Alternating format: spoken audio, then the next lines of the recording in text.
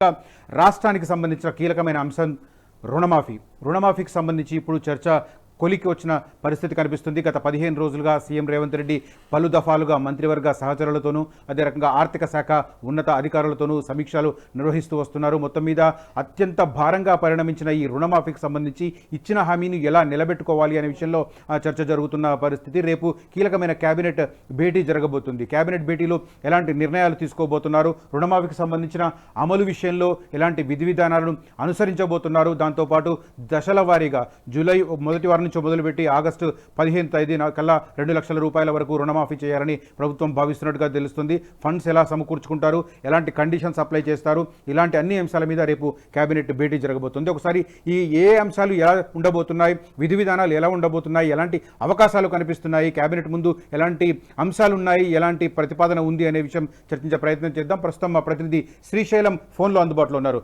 Good morning Srisailam. Yes, ఏంటి cabinet agenda, ఏంటి రుణమాఫీకి సంబంధించి కండిషన్స్ అప్లై అంటున్నారా? మీరు అన్నట్టుగానే మనం గత 15 రోజుల నుంచి కూడా చూస్తా ఉన్నాం. ఎప్పుడైతే పార్లమెంటు ఎన్నికల కోడ్ ముగిసిన నాటి నుంచి చూస్తా ఉంటాము. ఎప్పుడు రుణమాఫీ చేయాలి, ఎప్పుడు రైతు భరోసా ఇవ్వాలి అనేటువంటి అంశాల మీద అటు మీడియాలో ఇటు సోషల్ మీడియాలో ఇక రాజకీయ విశ్లేషకులు అనేక కోణాల్లో కొంత చర్చలు జరుపుతున్నటువంటి సిచ్యువేషన్ మనం చూస్తున్నాం. ఈ నేపథ్యంలోనే అనేక ఊహాజనితమైనటువంటి వార్తలు కూడా కొన్ని వచ్చినాయి. ఒక రకంగా చెప్పాలంటే కేవలం వీళ్ళకి మాత్రమే రైతు బంధు పడుతుంది, వీళ్ళకు రైతు బంధు పడదు, వీళ్ళకు మాత్రమే రుణమాఫీ, వీళ్ళకు రుణమాఫీ లేకుండా వచ్చినటువంటి కోణంలో ఇంకొంత మనం చూసినటువంటి వైరల్ అయినటువంటి వీడియోలు చూసినాం. కానీ ఏది ఏమైనా మాత్రము రాష్ట్ర మంత్రివర్గం ఒక నిర్ణయానికి వచ్చింది. ఈ నెల 18 లేదా 16న మంత్రివర్గ భేటీ అనుకున్నారు. అయినప్పటికీ వీలు పడినటువంటి పరిస్థితుల్లో రేపు అంటే 21వ తారీఖు రేపు సాయంత్రం 4 గంటలకు మంత్రివర్గ భేటీ ఉంది. సో మంత్రివర్గ భేటీలో ప్రధానంగా ఏదైతే రుణమాఫీ విధి విధానాల ఖరారు మీద కావచ్చు, రైతు భరోసాపై చర్చ, అదేవిధంగా ఏదైతే బడ్జెట్ సంబంధించినటువంటి సమావేశాలు ఎలా జరగబోవాలి, రాష్ట్ర కొత్త తీరంలో ఎటువంటి మార్పులు ఉండాలి, ఇక తెలంగాణ తల్లికి సంబంధించినటువంటి ఆ విగ్రహంలో ఎటువంటి మార్పులు చేర్పులు చేయాలన్నటువంటి అంశాల మీద ప్రధానంగా చర్చించున్నట్టు తెలుస్తా ఉంది. సో ఈ నేపథ్యంలోనే చెప్పండి శర్మ. రైట్, రుణమాఫీకి సంబంధించి ఏ కండిషన్స్, ఎలాంటి నిర్ణయాలు ఉండే అవకాశం ఉంది? ఎందుకంటే మనకు తెలుస్తున్న కేంద్ర ప్రభుత్వం కిసాన్ సమ్మాన్ నిధి అమలు చేస్తున్న ఆ కండిషన్స్ ఇక్కడ అప్లై చేస్తారన్న ప్రచారం జరుగుతుంది. అలాంటి కండిషన్స్ అప్లై చేస్తే లబ్ధిదారులు సగానికి సగం తగ్గే అవకాశం ఉంది. అలాంటి ప్రతిపాదన ఏమన్నా ఉందా?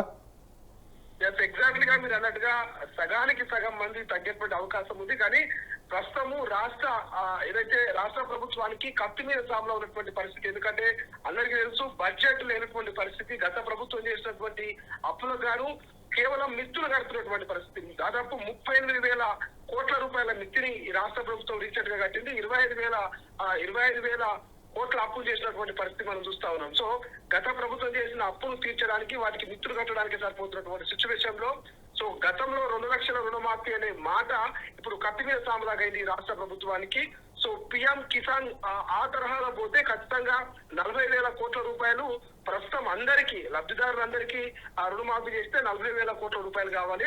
పిఎం కిసాన్ తరహాలో పోతే 25,000 నుంచి 30,000 కోట్ల రూపాయల బడ్జెట్ అయితే రుణమాఫీకి సరిపోతుంది. ఈ నేపథ్యంలో కొంత భారం అనేది తగ్గుతుంది కాబట్టి ఎక్కువ మొత్తంలో పిఎం కిసాన్ తరహాలోనే రుణమాఫీ చేయాలన్నటువంటి పరిస్థితిని ఆ మొగ్గు చూపుతున్నట్టు మనకు రాష్ట్ర ప్రభుత్వం తెలుస్తోంది. సో ఇందులో పిఎం కిసాన్ అందరికీ తెలిసిందే, గవర్నమెంట్ ఎంప్లాయీస్ కావచ్చు, ట్యాక్స్ పేయర్స్ కావచ్చు, ఇతర కొంత ఆర్థికంగా అభివృద్ధి చెందిన వాళ్ళలో కొంత వాళ్ళని పిఎం కిసాన్ డబ్బులు అనేది ఇవ్వట్లేదు కేంద్ర ప్రభుత్వం. సో ఈ తరహాలో రాష్ట్రంలో కూడా రుణమాఫీ పిఎం కిసాన్ తరహాలో పోతే ప్రభుత్వ ఉద్యోగులు కావచ్చు, ఎవరైతే ట్యాక్స్ పేయర్స్ ఉంటారో వీళ్ళు కావచ్చు, రాజకీయ నాయకులు కావచ్చు, ఇంకా సెలబ్రిటీలు కావచ్చు, ఇంకొంతమందికి ఈ యొక్క 2 లక్షల రుణమాఫీ వర్తించినటువంటి కాన్సెప్ట్ లో పోయే అవకాశం ఉన్నట్టయితే మనకు ప్రధానంగా కనిపిస్తోంది. Right, thank you Srisailam for updates.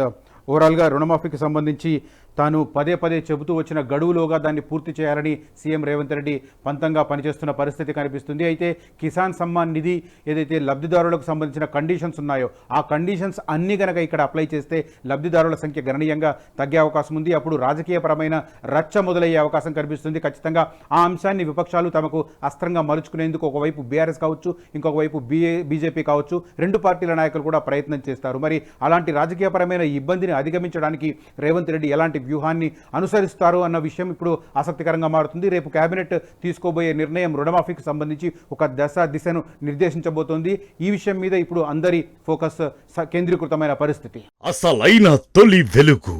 Follow WhatsApp @తొలి వెలుగు అఫీషియల్.